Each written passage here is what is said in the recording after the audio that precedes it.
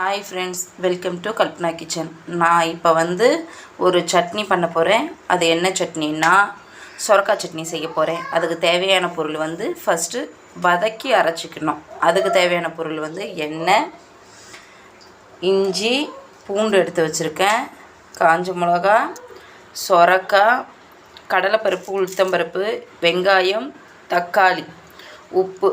இதுதான் இதுக்கு தேவையான பொருள். வதக்கி அரைக்கிறதுக்கு தண்ணி எடுத்து வச்சுருக்கேன், ஏன்னா கொஞ்சமாக தண்ணி விட்டு அரைக்கிறதுக்கு.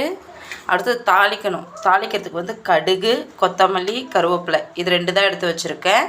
ஓகே ஃப்ரெண்ட்ஸ், நம்ம வதக்க ஸ்டார்ட் பண்ணிடலாம். வானலில் எண்ணெய் ஊற்றிட்டேன். எண்ணெய் நல்லா காஞ்சிடுச்சு. இந்த ஸ்டேஜில் நான் உளுத்தம்பருப்பு, கடலைப்பருப்பு போட்டுக்கிறேன். உளுத்தம்பருப்பும் கடலைப்பருப்பும் போட்டுட்டேன். இது நல்லா பொரிய ஆரம்பிச்சிருச்சு.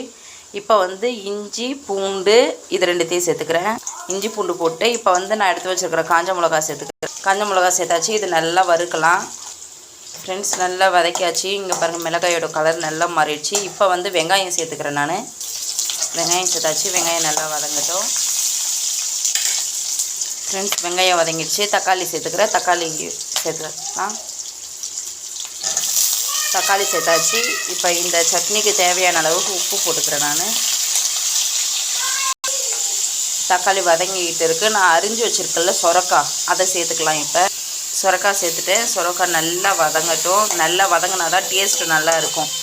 வதங்காத அரைவேக்காடு அப்படி எடுத்தோன்னா டேஸ்ட்டு நல்லா இருக்காது சட்னி. நல்லா சொரக்காய் வதங்கணும் ஃப்ரெண்ட்ஸ். பாருங்கள், சொரக்காய் நல்லா வெந்துடுச்சு. அவ்வளோதான். நான் அடுப்பு ஆஃப் பண்ணி சொரக்காவை ஆற வச்சுட்டு அரைச்சி எடுத்துக்கிறேன் ஃப்ரெண்ட்ஸ். நான் ஆற வச்சு அரைச்சிட்டேன்.